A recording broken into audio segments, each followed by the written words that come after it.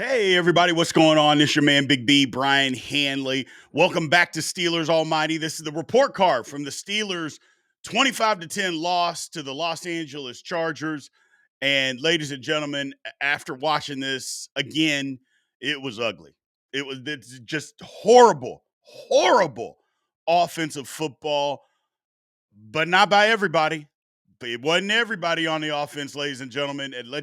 I think everybody kind of saw that last night, but it was pathetic. Just a pathetic performance offensively. Defense wasn't horrible. It was actually pretty good for a lot of the game. Got away from them as they got worn down because they were on the field the whole time, basically in the second half. But yeah, just not a good performance by the Pittsburgh Steelers whatsoever. We're going to get into this. So appreciate everybody being in here. Remember to like, follow, subscribe, and continue to get in the comments section, and always hit the notification bell so you know exactly when Steelers Almighty content comes out. Let's get into this. So first off, Aaron Rodgers was abysmal. Let's just say that flat out.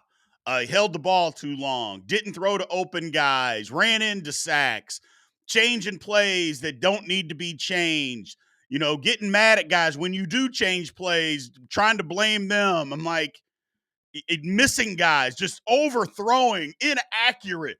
And he was inaccurate from his very first throw. Just not a good night for Aaron Rodgers. He looked like an old guy out there playing football. Didn't want to get hit when he had to stand in there, make a throw, and didn't want to get hit, which caused a lot of the inaccuracies. And look, I'm sorry. Nobody wants to get hit.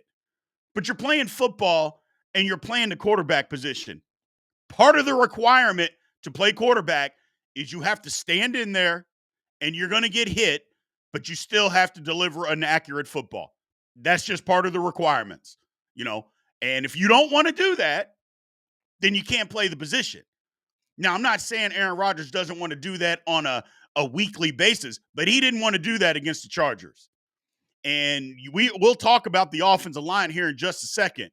But either way, Aaron Rodgers, that was an F performance. He got an F. It was terrible, inaccurate, all over the place. I mean, what else are you going to say? And he knows it. He knows it. We know it. The coaching staff, everybody knows it.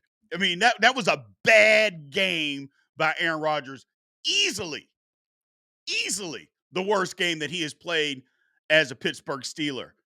Easily. Just terrible, terrible performance. Can't stress it enough. That was bad, ladies and gentlemen. Let's move on. Running back position. I'm sorry. Look, first, let me start here.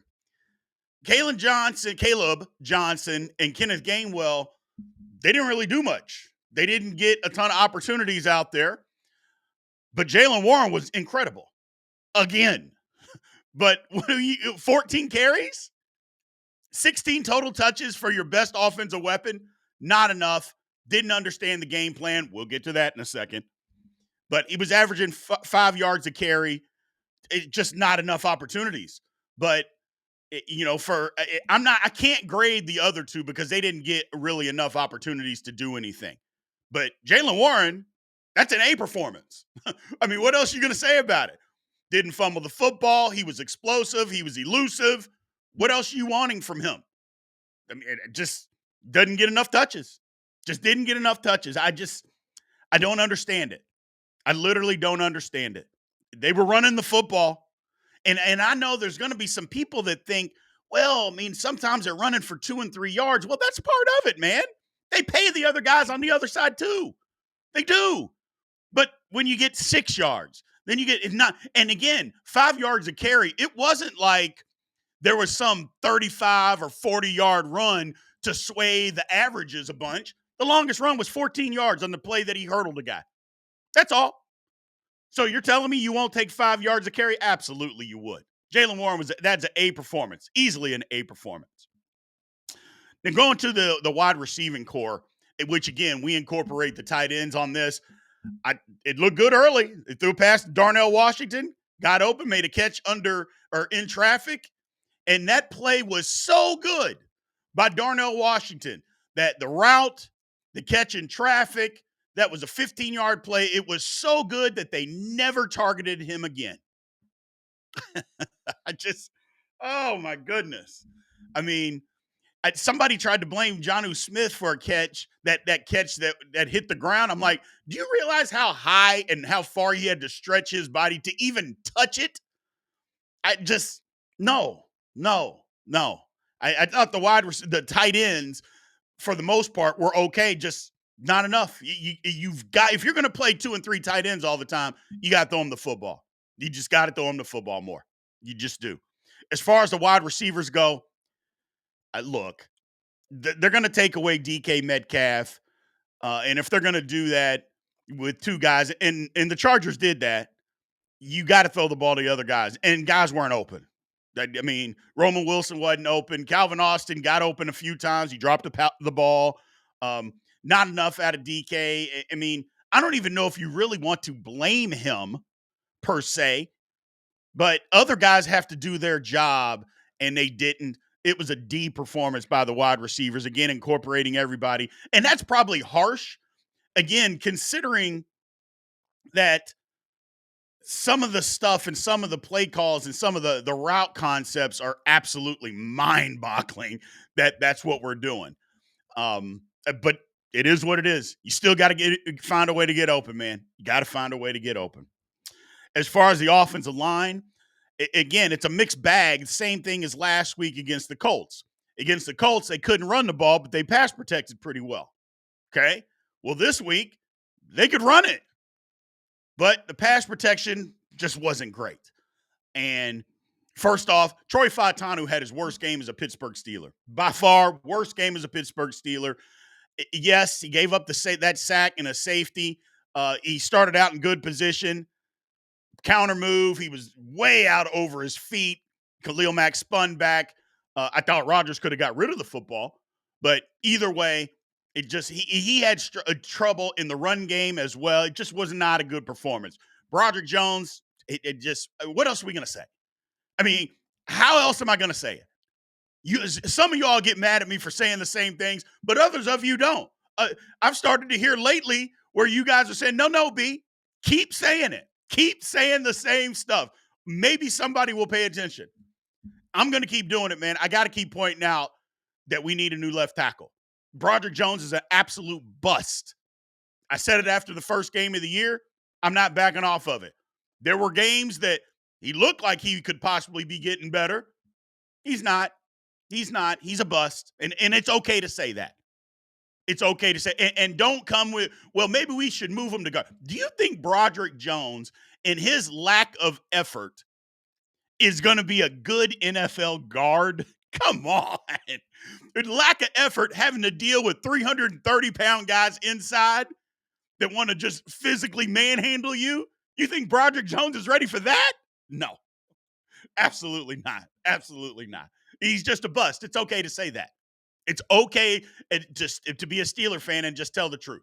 It's okay to say that. And the rest of the line wasn't horrible. I don't think Isaac Seumalo is a much better left guard than Spencer Anderson. He just is. But as far as running, the Steelers were okay. They could run the ball. They ran it. They just, again, their coaching staff decided, yeah, I know you're running it okay, but we're not going to stay with it. And I know some might say, well, they got behind. They weren't that far behind. They could still run the football. They could have still run the football. And they just chose not to. That's all. Pass protection, different conversation. That's a different conversation. Wasn't great, but the tackle struggled. It was a D performance by the offensive line. They just weren't good enough. You know, some say, well, Rodgers was running for his life. Not necessarily. Not necessarily. There was pressure. There was absolutely pressure. But Rodgers, again, has to stand in there and throw the football. But the line got to do their part. You can't have pressure every snap. And I'm not saying that there was, but, every now and then you got to give your quarterback some time to go through his progressions and read and do those things. And they just didn't do it enough. It wasn't a good performance. Was not a good performance. And then overall, look, You had 3 points basically for the entire football game. I am not going to give the offense credit for that stat padding last drive where we scored a touchdown to get 10 points, a whopping 10. No, I'm not even going to give you that. 3 points basically in 56 minutes of a football game. I'm sorry. That was a horrible performance. It was bad play calling. It was bad performance. The quarterback was god awful. F for overall as far as an offense is concerned. You should be, and quite frankly, the offense should be ashamed of itself. It should be ashamed of itself for putting a performance like that. If we can beat up the defense when the defense is that bad, then we should be able to do the same thing to the offense when the offense was that bad. And you're exactly right. It was that bad. It was that bad. Moving on to the defense. Look, the D line, not bad. Not bad. They had 5 sacks. Now TJ had a sack, but that sack was late. Absolutely meaningless. But TJ didn't play terrible. Again, they decided to take him out of the game as far as, a ton of pressure, but he found ways to still, and that's all we're asking for. Find ways to still be a factor in the game, even when they're trying to take you away. Like, they had to account for him. But what hadn't happened all year was when they took away TJ Watt, okay, somebody else has got to do something. Well, Alex Highsmith had 2 sacks. Nick Herbig, Keanu Benton, Cam Hayward still knocking down passes. So the D-line played good. And again, they were good in the run game. Keanu Benton played well. He did. He played well. 7 tackles, 2 tackles for a loss, a sack. I mean, he played fine. He played fine. So I gave the D-line a B. What are you going to say? Again, they got worn down. There's no question they got worn down at the end of the game, and the Chargers were able to run the football. But when you're out there all the time because your offense isn't doing anything, what do you expect? That's going to happen to you. But for the most part, the D line was good. Now, as far as the linebackers, I thought this was just an okay game for them. Like, they didn't give up a ton in coverage. Gadsden, I thought Gadsden ended up getting hurt, I think it was in the third quarter. But I thought Gadsden was going to get away from us. He didn't, because he's really good. That didn't happen. The Steelers linebackers were okay. Queen, I think he only had 2 solo. He had 12 tackles, 2 solo. Missed a couple of tackles. He did. And one of them he looked absolutely ridiculous on. But Peyton Wilson, Malik Harrison, they were fine. I gave the linebackers a C because, again, they didn't do anything that was glaringly bad until it started to become apparent that they were on the field a lot and they got worn down and the Chargers started running the football, But when the game was in the balance, they were fine. They were fine. They didn't do anything where you just scream, because we've seen those games from our linebackers. You're like, oh my gosh, what are these guys doing? Yeah, no, didn't see that. Didn't see that. They were okay. The secondary, Joey Porter Jr., he's got to live on the jugs machines. I mean, he dropped an interception that hit him directly in the chest. I mean, directly. I mean, it was a pass, boom, right in the chest. If you're not going to catch those, then which ones are you going to catch? I mean, come on, man. I don't know. It didn't get any penalties. So that's a good thing. That's a positive. But damn, catch a pass, especially when it hits you in the chest. I can see dropping one, you're having to do, Herculean efforts or be a contortionist to be able to catch the ball. But damn, it hit you right in the chest. And he was looking right at it. I mean, it wasn't like the ball hits him right in the chest. He just, whatever. Bottom line is the secondary, he wasn't terrible. Brandon Echols, on the other hand, look, I tried to defend him last night. I can't defend him. My emotions got the best of me trying to defend Brandon Echols. Nah, you can't defend him. You can't defend that. That's a bad night for him. He couldn't cover Ladd McConkey. He just couldn't cover him. Got burned horribly on that touchdown pass. I mean, Jiminy Christmas. I mean, that was the definition of a basketball crossover, and he damn near broke his ankles. Lord have mercy. And even on that 58-yard pass where I tried to defend him and say he was right there, and he was. He was right there. It was good coverage. But the bottom line is you have to make the play. Like, that's fine that you're right there. That's fine that it's solid coverage. But first off, you're right there and he catches the ball. Why don't you just tackle him?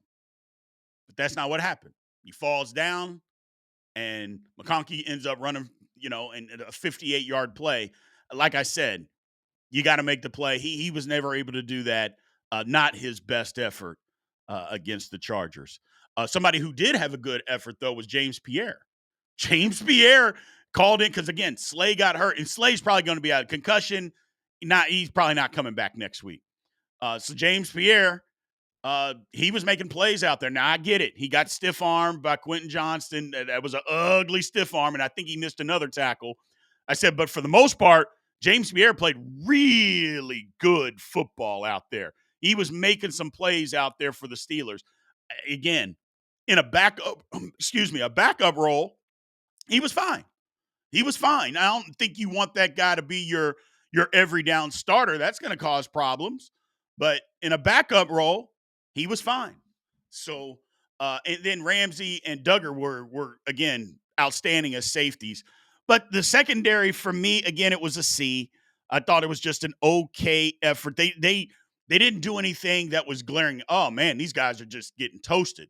No, you didn't see that. They played good football until the game was out of balance.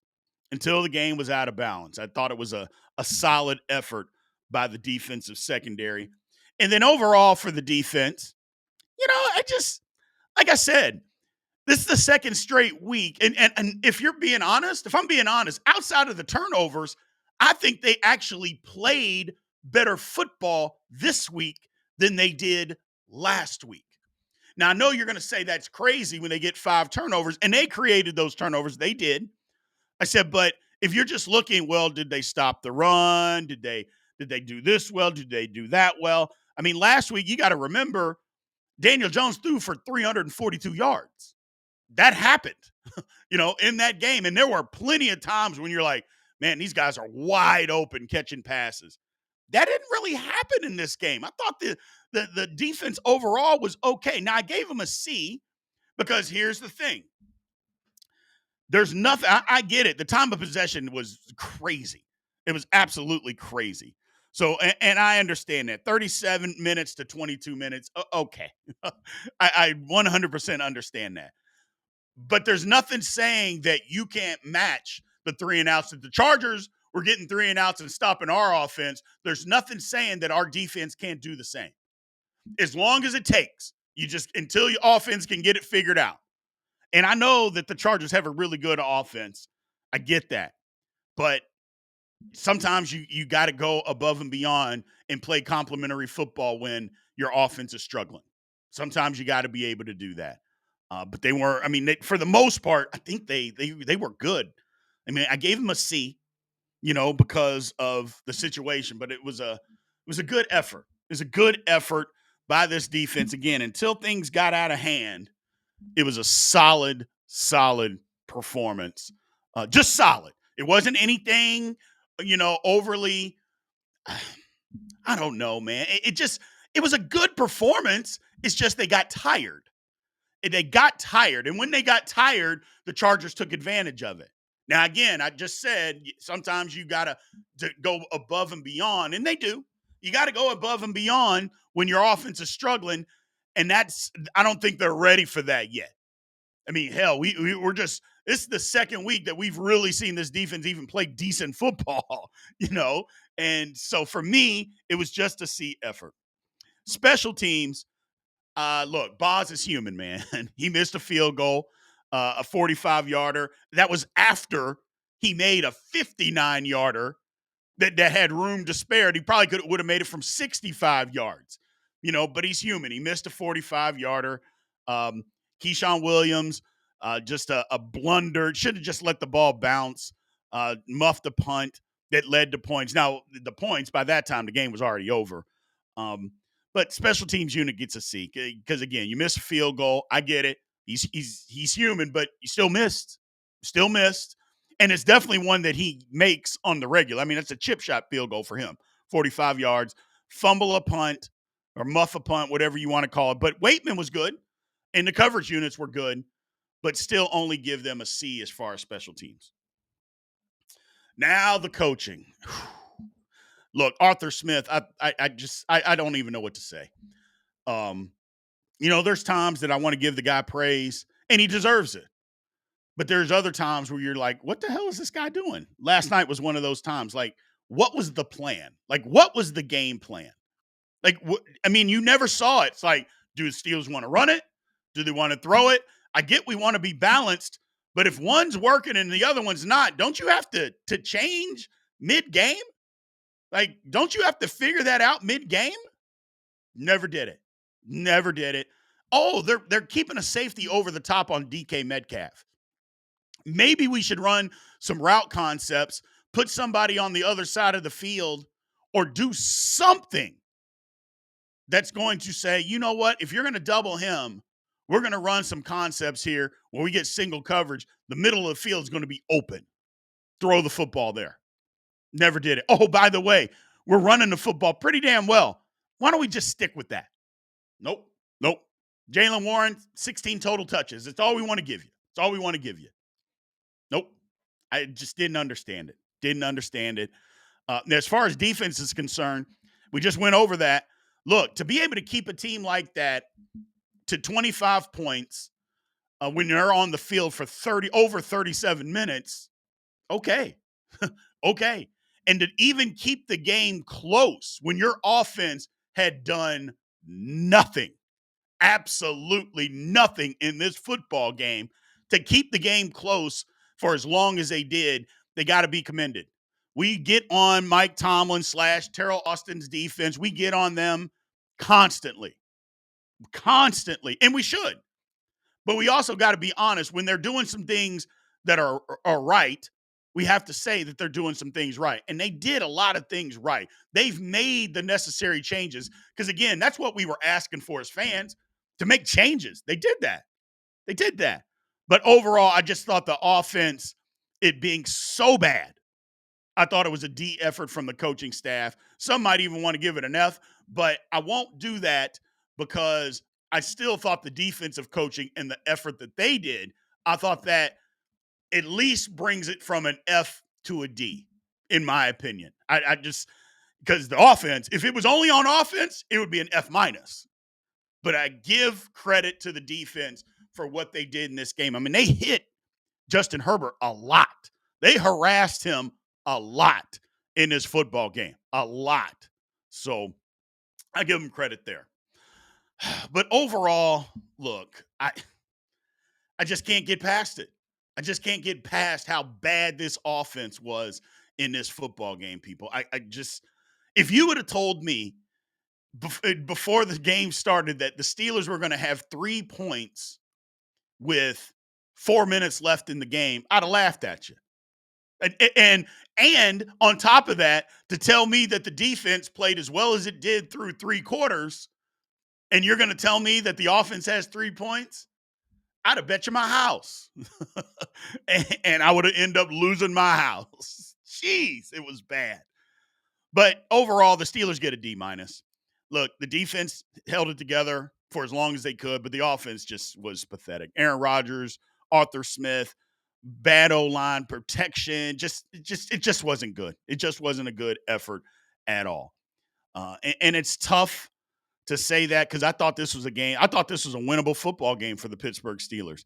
And even after that bad first half, you're like, if they can get a stop and they can go down and get some points of any kind, you're like, okay, the Steelers are in this football game. They got to stop, but they could never get any points. They just couldn't put it together. And that's why I gave them the D-. It was bad, people. It was bad. In conclusion with all of this, maybe I'm not too emotional. I'm a fan. I'm crazy. And that's what we are. We're crazy fans. But, last week, right after the game, people were being negative, and I got upset. And I'm like, why are you guys being negative? Wait until tomorrow. That was probably a mistake on my part because It's not that I don't see the flaws in the Pittsburgh Steelers. It's just I don't feel like talking about the flaws right after we win a football game. That just, to me, it's counterproductive to talk about flaws right after we get a big win. What's the point in that? Maybe I should change. I'm probably not going to, but maybe I should change and not necessarily air out, or talk about the flaws all the time, no matter what. Well, I don't think that's productive. First of all, that's not being a fan, because I would rather root and be happy, even with our flawed team. When they win, I want to be happy. If they lose, I can be mad then. So it's I get it. I get it. Some people are just going to say no matter what, they are going to be, hey, we won, but it doesn't matter. That's probably the best way to be. I'm just never going to be that way. I'm never going to be that way. I'm going to be happy when we win. I'll critique them at the proper time. I'm just not going to critique them 10 minutes after the Steelers win a football game. I'm not going to do that, especially the win the way that they did. I'm just not going to do that. But this past week, it was pathetic all the way around. The Steelers just not good enough. Just not good enough. And maybe, just maybe, it's okay to say that the Pittsburgh Steelers aren't a good football team. I'm not giving up. I'm not giving up at all. But maybe they're not that good. And we just have to understand that as fans. That sucks to say, because we have a ton of football left. Maybe I'm just being emotional about it. It's been, it's the next day. I don't know. But maybe that's the case, and we just have to live in that reality, which sucks. But we got a lot of football left. Hopefully, they can get better, ladies and gentlemen. I appreciate everybody, man. Thank you very much, as always. Remember to like, follow, subscribe, continue getting that comment section, as always, and always hit the notification bell so you know exactly when Steelers Almighty content comes out. We appreciate you. Ladies and gentlemen, aloha.